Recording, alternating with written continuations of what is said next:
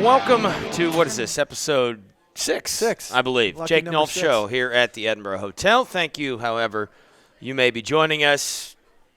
Winning's fun. It is. But to quote James Franklin, winning's also hard. We're going to get into the whole culture and the blocks. But, again, I think that if we learned anything in Pennsylvania this past weekend, Penn State was supposed to – winning is hard. Pitt was a, 24.5-point favorite. Winning is hard. And you don't necessarily need to be perfect to win, but you have to be perfect at the right times. That's right. And you had, let's be honest, all three phases, when it mattered the most, you were perfect. Yeah, and again, I joke with our football team all the time is they like to make it interesting for us, but we're finding ways to win, and that's the biggest compliment I can give our group. And we had talked. I think we were 2-4 in one-possession games in 2021, and to me that experience is showing up in 2022. All the hard work that we put in spring and the situations in fall camp, we're coming through when it matters, and now we're 3-0 in one-possession games. So, to me the thing when you look at Mercyhurst, it was really important for us to start fast, Joe. That's a group that has jumped out. They were up 17-3 on Kutztown. They were up 7-3 on IUP. Their Achilles heel was in the second half. So we had focused and we had emphasized all week about how important our start was. And when you look at what we were able to do, there was never a time in that football game that we trailed. And at anything, it was tied for a little bit. We jump out to a 13-0 lead, and then we do just enough. We make it interesting. And, again, credit to Mercyhurst. They did a great job in the second half of, just kept putting their nose to the grindstone. They ended up making a couple plays. But when it mattered most, we executed. And I think that is showing our maturity overall as a football program. Now, what I'm about to say, I don't mean to be disrespect. These are just factual sort of things that have taken place. And, again, this is not to hurt anyone's feelings. It's just you put yourself repeatedly, you can look at this glass half full or glass half empty, right? We love to play that game, Joe, You're in right? one-possession games. That's great. You're comfortable. Okay, Right. why are you in one-possession? But, do you believe that there is a comfort level? Now, you sort of yelled at me a couple of weeks ago when I tried to talk about the positive elements of Tyson Bagent, who, by the way, is Division II's leading passer. You held him in check. Noah Mitchell now held in check. Micah Thomas makes a play to win the game. Yeah. Defensive, again, these are little blocks, right? We're stacking blocks. You talk about those situations. Yeah.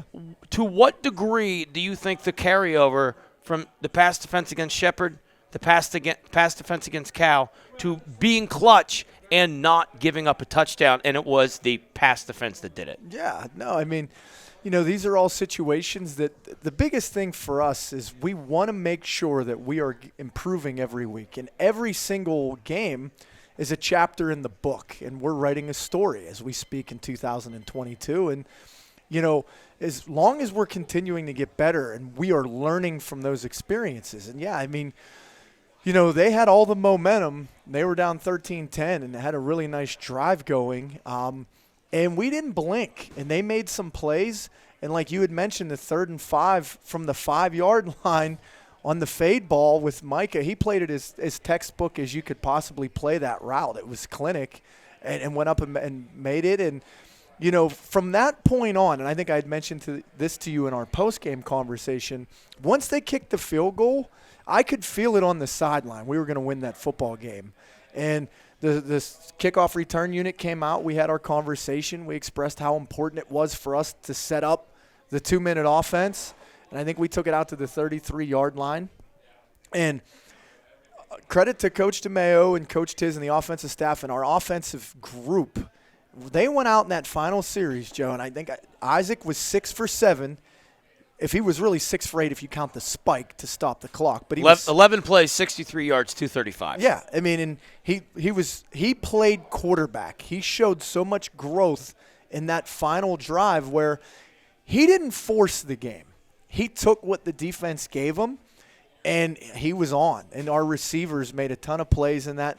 And I think we spread the ball around in that series as well, too. I remember, our running back Mike Flowers started the drive. We just took the easy flat route, kept the sticks going. Thaddeus had a huge throw that actually ultimately set up the field goal.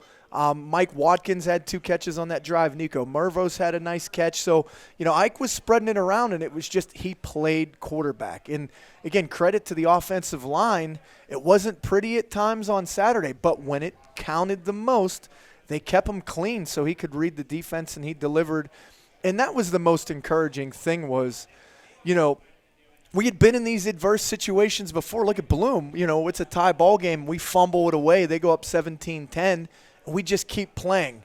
We manufacture the big play to get back on track. And that's the most encouraging thing. We talk about those learning experiences, Joe, is we are delivering when it matters. And, again, are there things that we want to clean up? Are we perfect? Absolutely not. And our guys will tell you that. And we're, unfortunately, as a coaching staff, I don't know if we'll ever be happy, Joe, but, I got to step back and look big picture. And a win is a win. And you had credited the Pitt and the Penn States, and we won the game on Saturday. The other thing, statistical numbers are there. We've red zone inefficiency and turnovers on short fields. The one stat that we didn't have, but we talked about a lot, and it was sort of odd because it ultimately didn't really get reflected in the stats. But maybe it was just I don't know. But to me, especially in the first half, and sometimes the score doesn't really tell the story. I mean, right. I felt like you were in total control of the first half, and I believe that is 100% accredited to. And I don't know how you go back and stat this, but I'd venture to guess that this is by far and away your best first down half. Yeah, you guys were incredibly efficient. It was 2nd and 4, 2nd and 6, 2nd and 5, and it's just a lot easier when you're not playing behind the sticks. Absolutely, and that's the thing where. Unfortunately, the sack total goes against your rushing yardage, and we talked about that in postgame. But, we're not statting the 150 to 200-yard running games as we would all like us to, but we run the ball when we have to, and that gets us into those second and short situations or second and medium that will allow us to be successful on third down. And a lot of that stuff was our RPO game, Joe, to be quite honest with you. We wanted to make sure that our offensive line was firing off the ball and that we were counting the box and putting a couple guys in their overhangs in situations where if they wanted to load up, we had the throws, and if they were playing soft, we could hand it and chunk it for yards. And the offense was executing it in those situations, which is, you're right. I mean, if you look at the first half, we were in complete control. I liked, again, it was about the start. We were in control of that football game from the opening kickoff. We took it all the way down to the other 45. Energy was there. The excitement was there. And there was no let-up. Credit to Mercyhurst. They did some things in the second half. I thought that they started establishing that run game that we were talking about, and they were giving themselves a little bit of an opportunity to get off to make plays on third down. They were in some third and efficient situations. And, we just pinned our ears back on defense. And when they got down there, again, when you hold guys to field goals, they had 2 field goals and then the touchdown, but those were ultimately the game winner because if they score there at the end and they make that a 7-point instead of a 3, now our 2-minute situation's a little bit different. We don't have to. You're not playing to win the game. You're playing to tie the game. So there's all of those things are coming into play, and I can't be more complimentary of our staff, our coaches in the program because, again, it's not pretty. But we are just been an extremely present group, and that is so important. When you look back as the head football coach, Joe, and you go, okay, so we look at this area and this area, et cetera, and sometimes the numbers will drive you crazy. But what matters the most to our football team is that we're winning, and that's a credit to them because they pin their ears back and they go. And I tell our guys every week, this is a fun group to be around because they show up to play every Saturday for each other. We enjoy playing football games, and sometimes that's not necessarily the case. This is a fun group to watch, and I'm really excited to see where we go from here. So a couple of things, because I actually rewatched the game. And the other play, this is going to sound crazy. I want to get your thoughts. Sure. The other play that I thought won the game, literally won the game, was Reed Martin's pass interference. Now, I don't know if he did it necessarily on purpose, but the big kid had a step on him. And if he doesn't give that jersey tug and then ultimately bat the ball away, I'm not certain that's, sometimes a penalty is a great play to make. I don't know if he did it on purpose, but I thought that play, and at the time I didn't realize what I think what a heady play it was by Reed. It was on the film that I saw it, but I just want to get what went through your mind, because what sort of made it, to be honest with you, what made it feel weird to me was the guy that threw the flag wasn't probably in the best vantage point, which sort of made me wonder, like, what. Right. But when I watched the film, I think he was beat. I think he knew he was beat, and I think he made a great football play that sometimes, again, a penalty is not a bad thing to take all the time. No, and I thought Reed made a heck of a football play, period. Whether it's interference or not, he did it the way we taught it. You'd mentioned he was in trail position. He fought to get in phase, as we call it, where he can make a play on the ball. And he played right through the kid's hands. Two guys saw it as non-pass interference, and then the back judge saw it. And, this to me is, and I talked to our group about this today, that could have easily have been a situation where we lose our composure, it gives them a first down, and we could have, oh no, momentum's going against us, and easily cashed it in. We actually fought back, and we kept fighting, and we made some plays to force the field goal. Yeah. So there were some other wins here. I sort of want to go through them. Richie Peck-Mesian, he goes 3 for 4, but I think that the biggest, to me, and the confidence boost is he just had one blocked and then goes out and hits the game winner. Right. I thought that was a great moment for the special teams.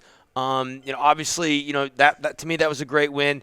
And then, let's be honest, there was a pretty serious situation with Zach Malpica, and I thought, that everybody was able still to kind of keep the head pointed in the right direction, the proverbial ship in the right direction. I got 2 more, but I just want to get you to comment on those 2 things. Because, again, you're talking about adversity. The Malpica situation was as bad as adverse as it gets. Yeah. And then, after the block, to go out and knock down the winner. Yeah, and the thing with Richie Dice, as we call him. I think because everyone's scared to say Peck-Mesian, to be honest with you. Right. Well, I don't know. That's a nickname that our players give him, so you can ask that when he comes up here. But, the thing is, and we watched the film, and our guys like Richie. And he had mentioned in postgame, we put him into some tough situations in practice where there's pressure kicks.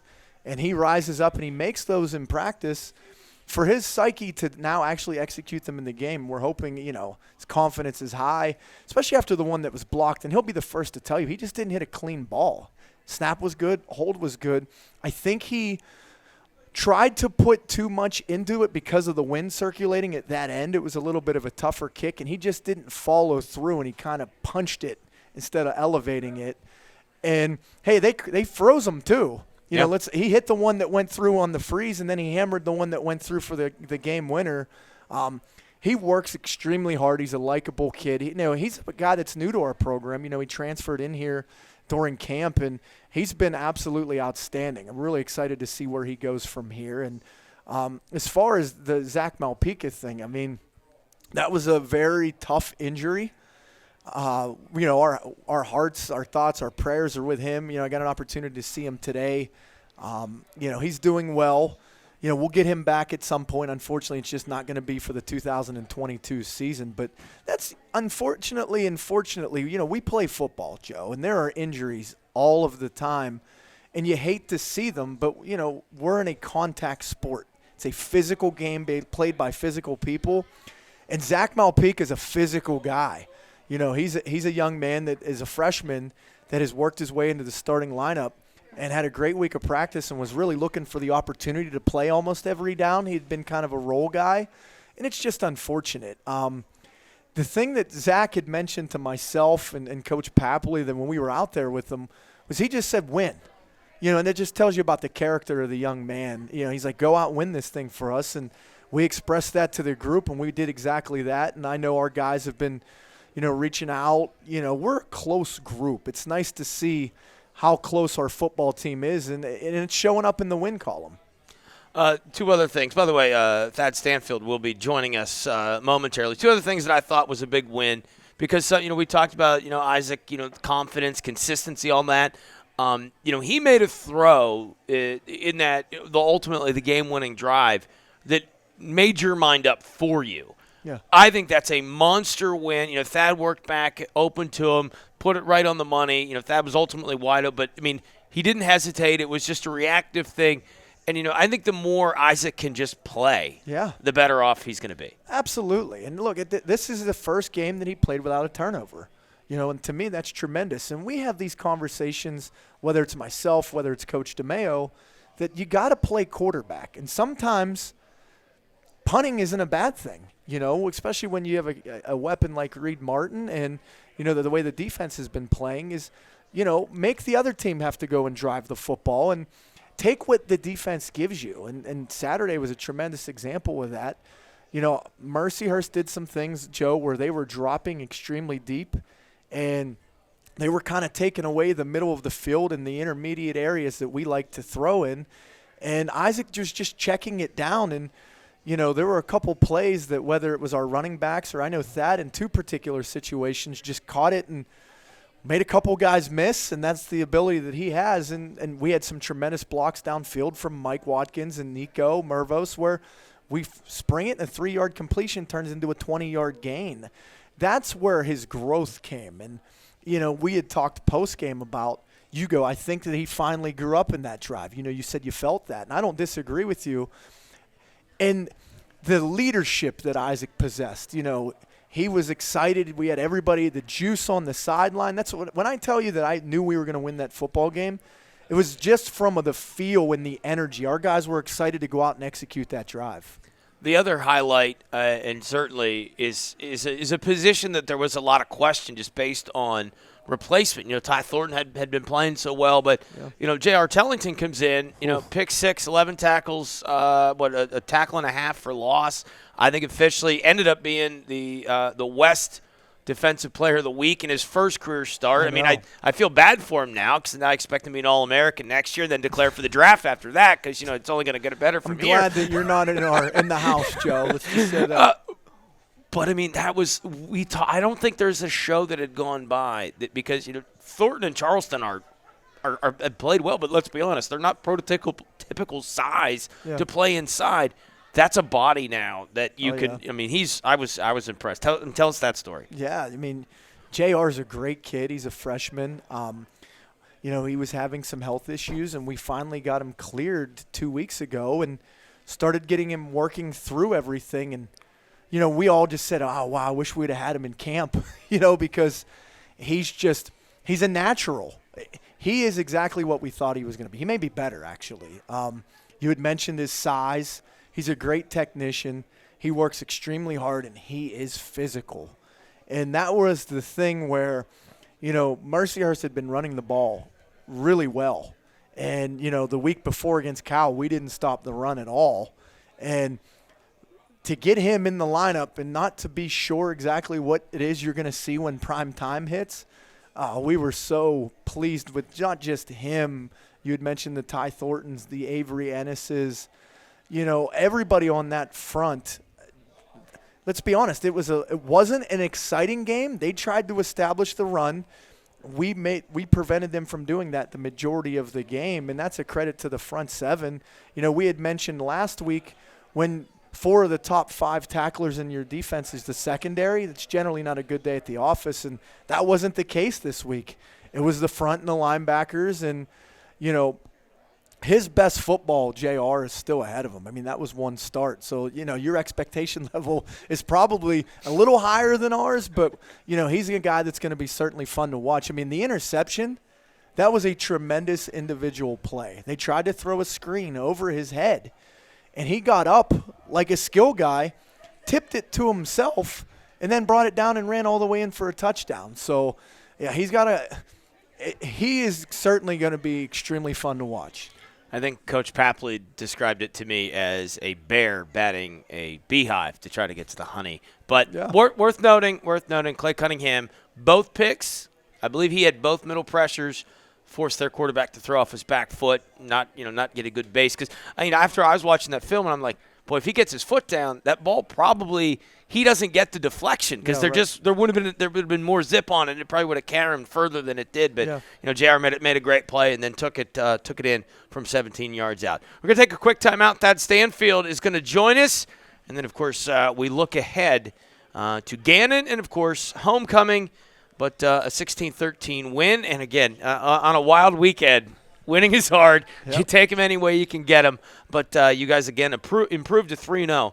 In one-possession games, which sort of speaks volumes. Yeah. Just let's try not to make this a habit where every game's a one. You, me, my family, all Fighting Scott Nation would like to see us get within a one-possession game. But, hey, we're winning, so we'll take it. All right, that's Standfield. When we come back, the Jake Nulph Show. We're at the Edinburgh Hotel. Be back right after. All right, welcome back. The Jake Nulph Show. Thad Standfield joining us, I believe, 10 for 129 on Saturday. 174 all-purpose yards total, including the kick return. And quite frankly, I'd be curious to see what how that drive would have started if you didn't get it out to the 33-yard line. Certainly got the ball rolling. Now 16th in the nation in yards per game. You had a big game. Not only the return, but I would like you to, if you could, Thad, walk me through because I felt at the time prior to your catch on that game-winning drive that maybe we're just playing for overtime here. If the situation doesn't present itself, there's no point in putting yourself behind the eight ball. Maybe just get a little conservative with the play call. But walk us through Isaac in the huddle. That the whole lead up, great throw on time. You ended up being wide open. And then all of a sudden now you're playing to win the game. That was obviously a monster play. Yes, sir.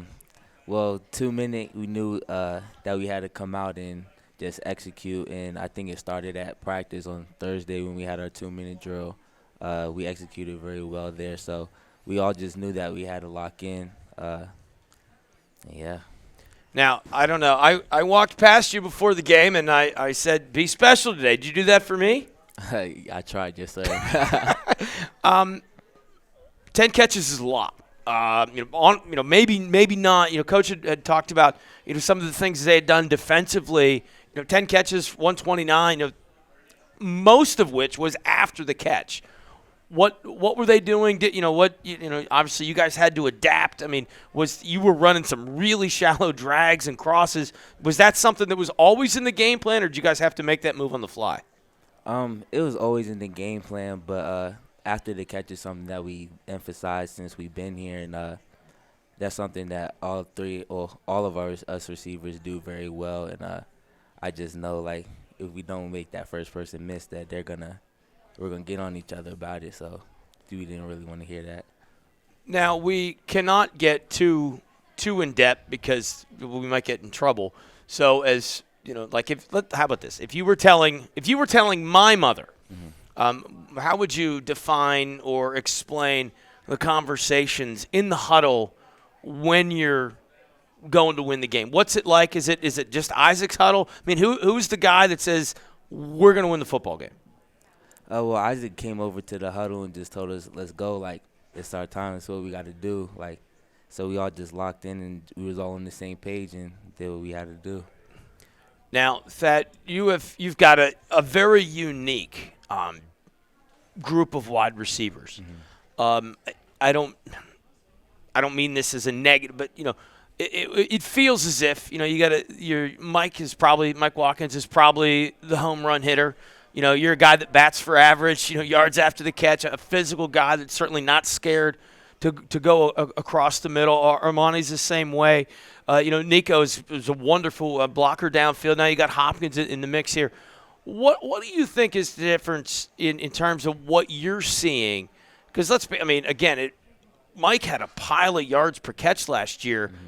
What are secondaries doing that you guys aren't able to really take the lid off it? He had the big touchdown catch against Bloomsburg. But from your perspective, what are you seeing that is sort of preventing the vertical shot? Everything seems to be underneath in yards after the catch.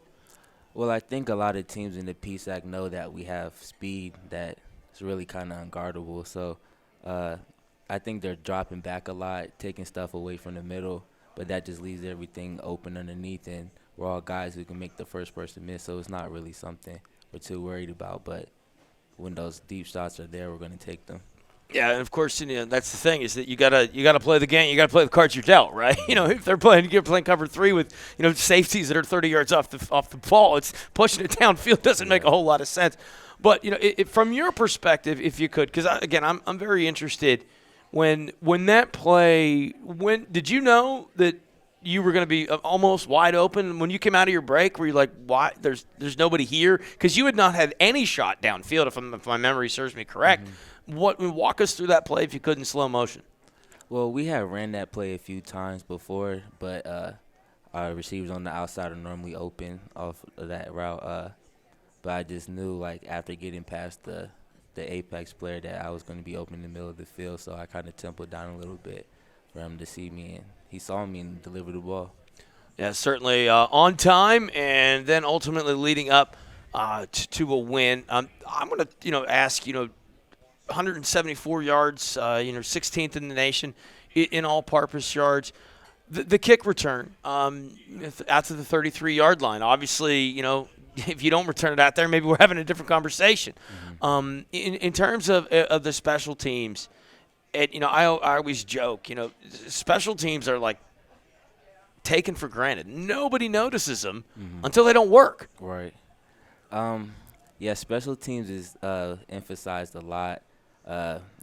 Coach Nulph always talks about how that's the tip of the spear, and without that, like, the rest of the spear can't get in. So, yeah, we had to execute on that. So the one thing that I do want to ask you that I had noticed, and then I asked the question and I got an answer, and I'm not necessarily going to go too deep in the weeds here, but there is a obvious advantage with Reed Martin. Reed Martin has not given up a return yard as the punter in 3 games. Right. You always happen to be the gunner that gets there first, that makes sure there is not a return to be had and a fair catch. Guys that play special teams have so much impact on the game that a lot of people don't take notice for. I've started to pay attention because I don't know. I would love to know. And again, it's not like Reed's only kicked it 3 times. He's kicked it a pile of times the last 3 games. Not a return not a return. I believe I'd have to go back to it, but I don't think a return. Certainly not a return of consequence. That's got to be something that you're pretty proud of. Yes, sir. It's funny because whenever I'm out in the field running down, I'm always like, when is this ball gonna come down? And it's like it just comes down so late at a perfect time. So yeah, he's been doing a great job back there. Yes, he has, and as have you, and hopefully get another W with Gannon coming to town for homecoming. Thad Standfield, I appreciate you for joining us, my friend. Thank you. Thank you. I appreciate you. All right, we turn the page to homecoming. Jake Nulph will be back with us. Jake Nulph Show live at the Edinburgh Hotel. We get ready for Gannon and homecoming 2022. All right, welcome back to the Jake Nulph Show. We turn the page. Gannon comes into town. Now, this is a fool's errand, but Bloomsburg knocked off Westchester last week. Gannon took care of business with Westchester. Well, no, you got to flip. So Gannon had lost to Westchester. Okay. Oh, yeah. Thank you. Yep. Dangerous game to be played. Yeah, absolutely. But that being said, Gannon historically, I mean, even though Melvin Blanks is not from Erie County, Blanks is like the most synonymous sports name in Erie County. Good back. Great back. Not good back. He's a great back. They got a quarterback that is like a left tackle / punter / fullback / they run QB power. He's a great player too. This is, again, there's no such thing as an easy out in this league. No. This presents itself with a very difficult. Now I heard reports that there might have been an injury to one of the wheels at the quarterback. I don't know how true that is, but this is a team. I mean, Curtis is a big dude. Yeah, he's a really talented player, and a great kid too. He's a great competitor, tremendous quarterback. He's got exceptional arm velocity. His arm talent is a couple of these throws that you see him make on film. He's in that upper echelon of quarterbacks that we talk about on this show every week. And then you talk about Blanks is an all-PSAC West kid, Pittsburgh, tough, gritty, runs really, really hard, physical. You know, the tight end, Alex, look, he's big. He's a complete tight end. He's in the upper echelon in that category in the league as well.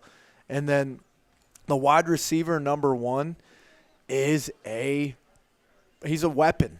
You know, he's, in my opinion, just watching the film on these guys, he's as good as there is in the league. He's in those conversations of the Dwayne Browns and the Jaquil Jacksons and the Thaddeus Standfield. Like, he's a player. So that's Curtis's favorite target this year. He's his big run, big play guy. Offensive line, not extremely large, but they are gritty and they are tough, Joe. They play the game the right way. They're physical. They get downhill on you. You know, this is a balanced offense, and it presents challenges because not only do they force you to defend the field north and south, but they'll hit you east and west, and you've got to be ready to roll. And on top of that, when you look at their defense, they're tough. That front 3 that they play an odd front, and then they have another. So it's 0, 1, and 3 are their starting defensive linemen, but they bring 33 in off the bench, and they don't miss a beat. That 4-man rotation is dangerous. They have given everybody problems that they have played this year. They got this Rover kid, Farnsworth, number 9. He's a hybrid kid, linebacker / safety.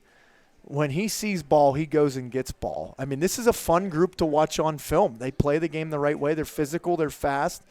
They're a complete football team. There's a reason they're 4-1, Joe. You know, this is, again, another big challenge for us here at Edinboro. Coach Rayburn has done a great job since he's taken over there. You know, he's a Mount Union guy.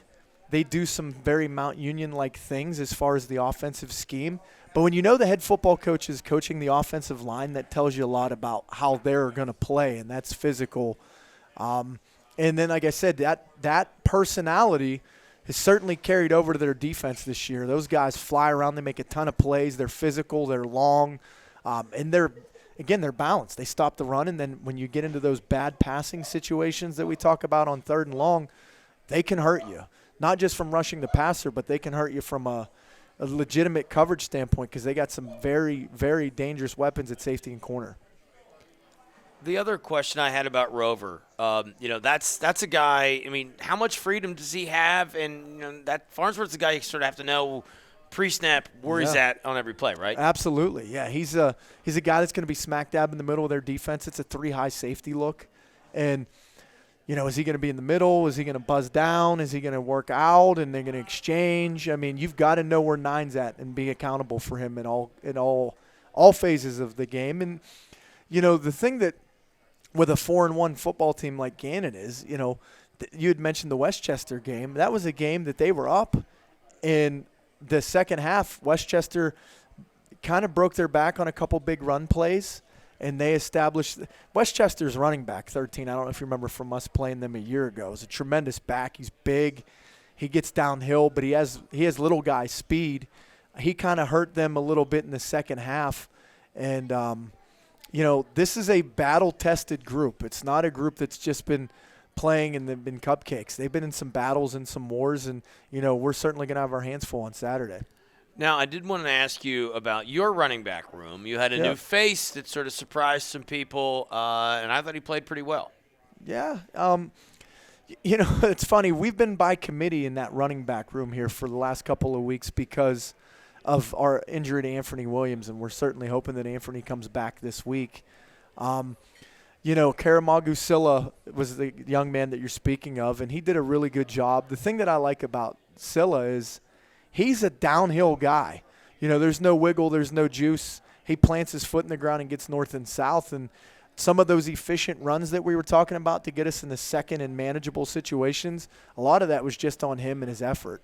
Well, that's where I was sort of going with. And, you know, a lot of times, you know, if you can't run the ball, you know, it's the offensive line's fault, yada, yada, yada. Right. Now, did they just miraculously get better? Was it simplified?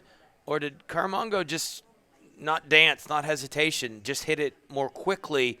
Because, again, to your point, I believe the lion's share of those second down and 5, second down and 6, second down and 4. Yeah. That was him. Absolutely. Yeah, and, that's the thing where, I think it's a combination of all those things, Joe.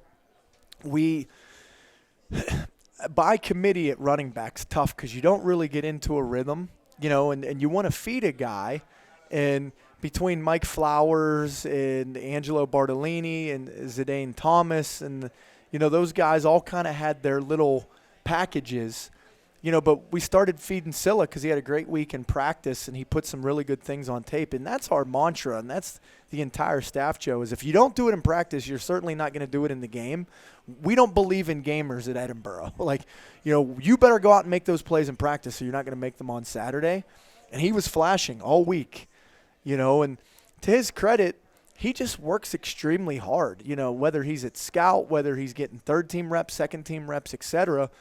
You know what you're going to get with him. And he got an opportunity, and he made the most of it. So final thoughts here or as we're getting wrapped up, getting ready for homecoming. I do want to ask, because we always talk about the short trip, the long trip.